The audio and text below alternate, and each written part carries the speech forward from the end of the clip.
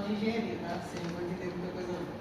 Mas ali, depois do limite de iniciais, que é o ponto máximo do gráfico, começa a acontecer um fenômeno que a gente chama de estricção. A área do corpo de prova começa a reduzir. O que é essa área reduzindo do corpo de prova? É literalmente a diminuição do diâmetro médio dele aqui. Por exemplo, aqui, em volta. Quando eu vou diminuindo esse diâmetro, o que acontece?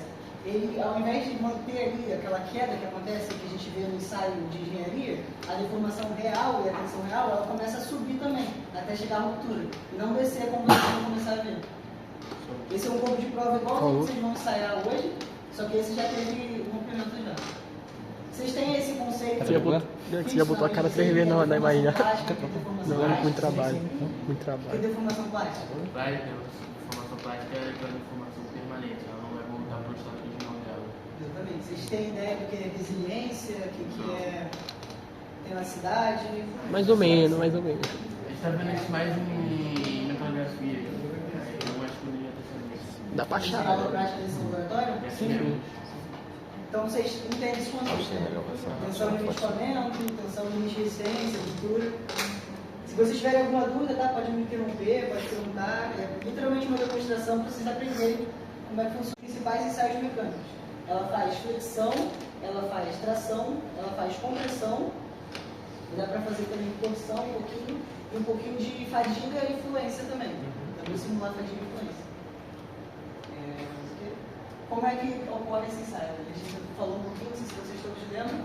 A gente aplica uma força no corpo de prova, no nosso caso vai ser essa barra cilíndrica aqui, de uma forma que a força seja aplicada somente em um eixo, para não ter uma distribuição de força. Eu não posso, por exemplo, puxar ela para cá, puxar ela para cá. Tem que puxar só de um sentido. Tração uniaxial, que a gente chama esse ensaio. Aí eu vou posicionar ele aqui entre as garras. Essa parte aqui é a parte móvel. Só essa parte aqui está aplicando a força no corpo de prova. No caso, vai ter as reações, né, de força, mas a que está puxando o corpo de prova é essa parte aqui, que ela se move. Sim. Sabe cadê? Ele está aplicando prova. Aonde, sabe? 300 e alguma coisa. Que hora que eu acabo aqui? Fala comigo Meio-dia. também. Meio-dia? Vai então.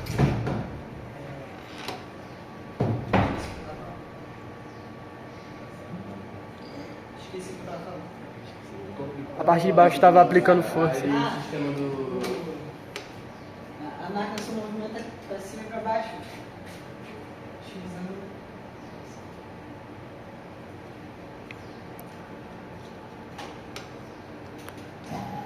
Tá vendo? Só que o movimento é essa mesa aqui. Isso aqui está bem rápido, tá? O ensaio não costuma acontecer nessa velocidade. Quer dizer, não para materiais metálicos, né? Tem outros tipos de materiais que a gente pode ensaiar nessa velocidade. E é basicamente isso o ensaio. Mas o que eu quero que vocês aprendam hoje, que vocês entendam, né? Quais são as principais propriedades que a gente tira desse ensaio? Por ser um aço muito utilizado há muitos anos, todas as propriedades dele já é muito bem conhecido, entendeu? E a gente já sabe qual vai ser o limite de escoamento dele esperado, o limite de resistência dele esperado, a ruptura dele, quanto de alongamento ele vai ter. Aproveitando que fala de alongamento, a gente falou de extensão, mas não falou de deformação. Como que calcula a deformação específica e como calcula a deformação do material? Você entendeu isso? Não achei minha matéria. O André chegou a comentar sobre E eu sei que eu anotei. Eu copiei a matéria dele. Eu copiei. Ah não, a matéria dele tem outro caderno. O que essa máquina aqui vai mostrar pra gente quando a gente fizer o ensaio? Ela tem dois sensores. Ela tem na verdade, ela tem mais sensores, né? O que a gente vai usar hoje são dois. É o sensor de deslocamento, que é o quanto esse barramento aqui vai andar, e o sensor de força, que é essa célula de carga aqui. Quanto de força está sendo aplicado no campo de prova. Com esses dois sensores, a gente vai calcular tanto a deformação quanto a tensão do material. A tensão também vai depender justamente da área do nosso material. Vamos começar a fazer o ensaio? Eu vou conversando com vocês porque vai demorar um pouquinho. Vou falar dos campos de prova, que eu falei das normas. A Letícia tinha falado que o corpo de prova, naturalmente, normalmente, ele tem um formato de osso. Por que osso?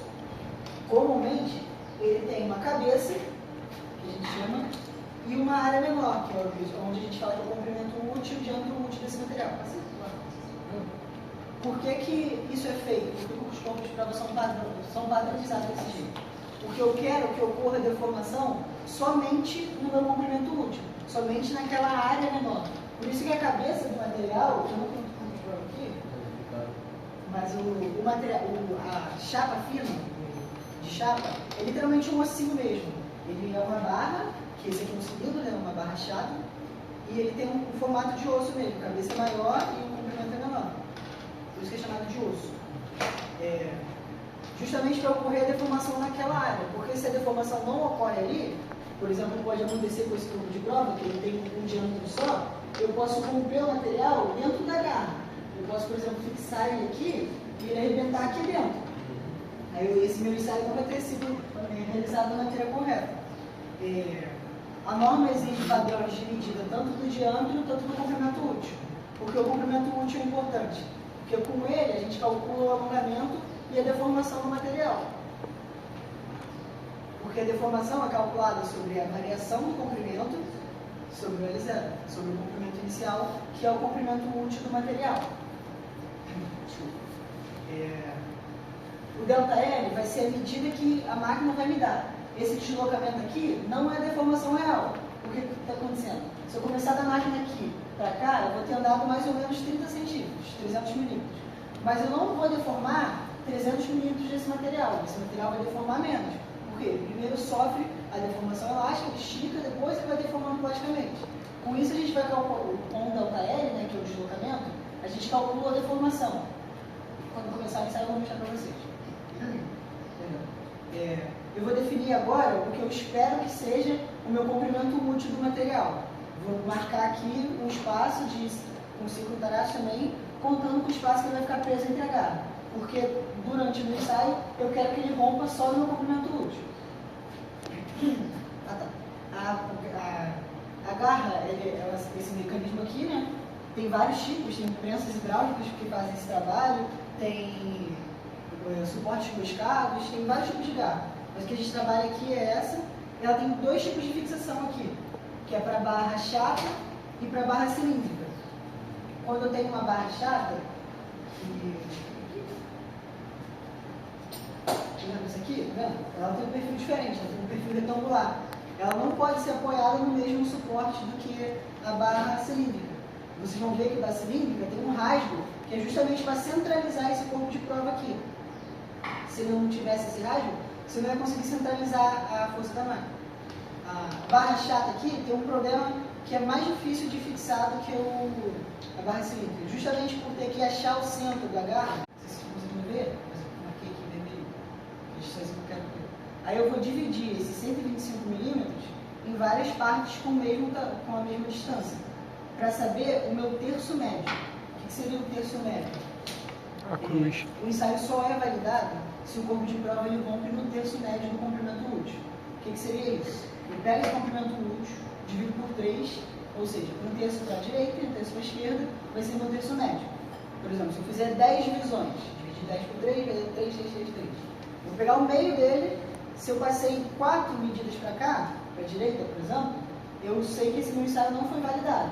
Se eu passei 4 para a esquerda, eu sei que esse ensaio não foi validado. Se ele rompeu nas 3, ele está válido, tanto da esquerda quanto da direita. Entendeu? Por que isso é importante? Porque a norma admite desse jeito para você saber se não teve nenhuma variação no corpo de prova. Se ele tem alguma trinca, se ele tem algum problema de fabricação, se ele tinha algum concentrador de tensão ali. Por isso que a gente sempre espera que ele rompa nesse terço médio. Agora eu vou dividir em 10 partes esse comprimento.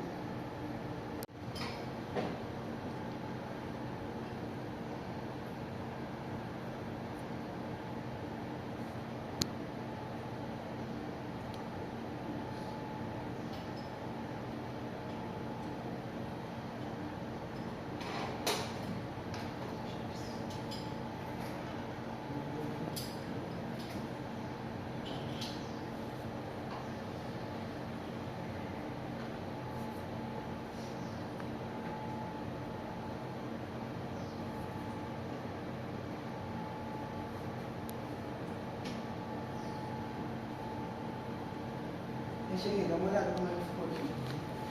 Essa professora de massa?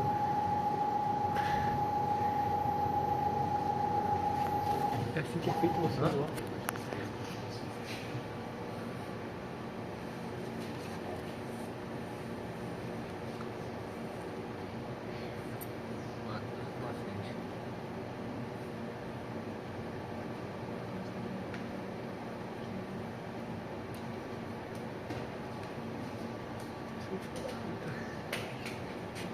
Agora é só começar o ensaio na máquina.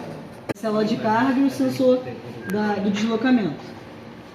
Esses dois sensores aqui são responsáveis por ler o sensor de deslocamento. Qual a diferença dos dois? Esse aqui seria para usar com o extensômetro, que é aquele aparelho que mede a deformação que eu falei com vocês.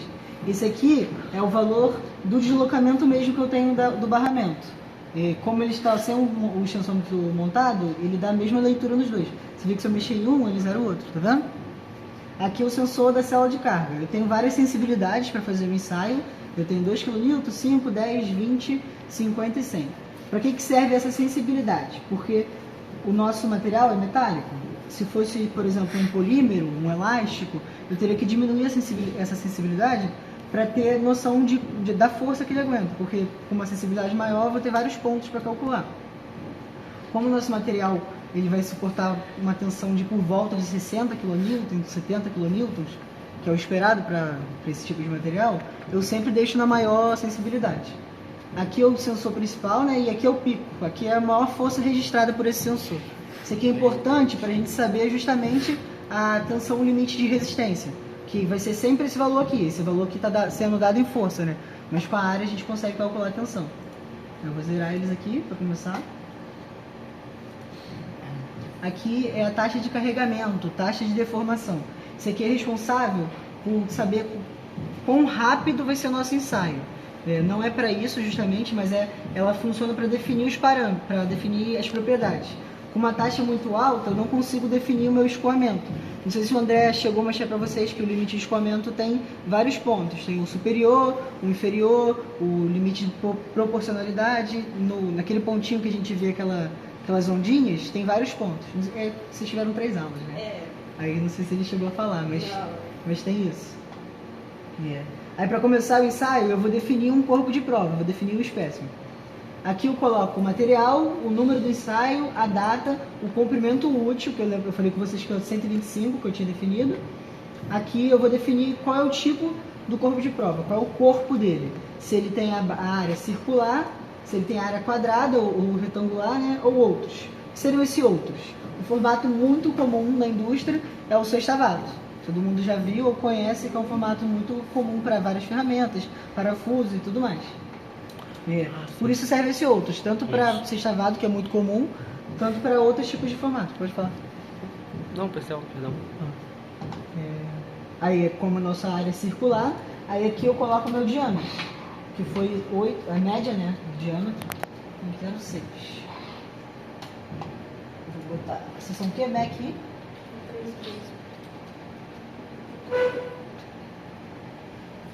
E um comprimento útil de 125 milímetros. Aí depois de colocar as informações, eu confiro primeiro para ver se está certo.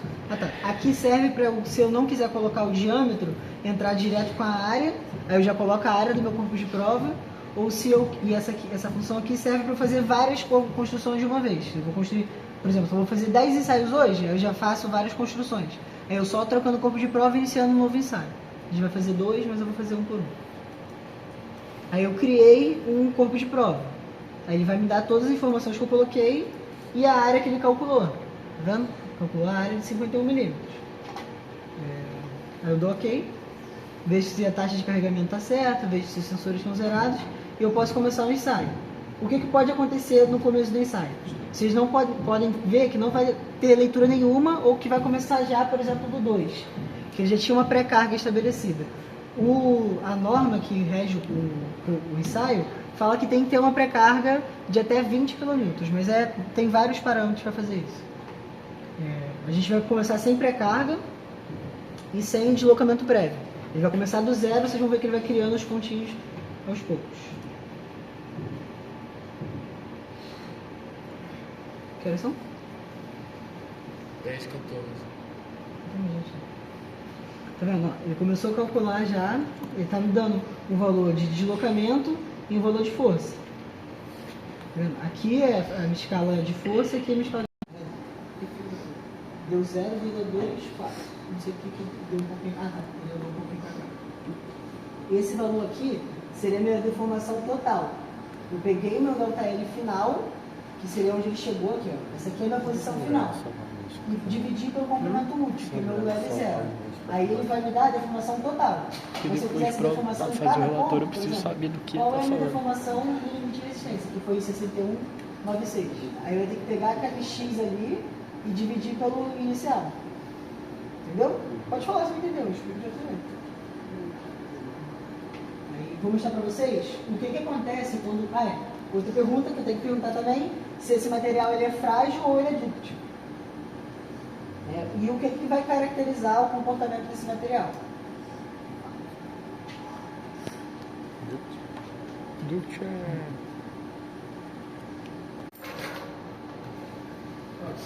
Vamos supor que daqui para cá esteja 1% de deformação. Essa é a minha deformação elástica. O que vai caracterizar esse material frágil ou dúctil? Justamente essa diferença da deformação plástica para a deformação elástica. Quando eu vejo minha deformação plástica total, sem contar com essa parte aqui, eu vejo que ele deformou cerca de 21%. Ou seja, ele teve muito mais deformação plástica do que elástica. E você vê que esse é o comportamento de material dúctil. Se, por exemplo, eu tenho uma grande deformação elástica, cerca de 20% de deformação elástica, e eu tiver 20% também de deformação plástica, esse meu material é dúctil. Porque minha região plástica, ele é frágil. Porque minha região elástica foi quase maior que minha região plástica, entendeu? E ela é sempre menor, a região elástica, sempre menor. Vocês conseguiram entender esse conceito? Isso cai muito na prova, é uma questão que ele bota bastante. Mais alguma coisa para tirar? Ah, tá. Eu tenho que falar com vocês o que seria o módulo de elasticidade, a resiliência do material e o que seria a tenacidade. Na próxima aula,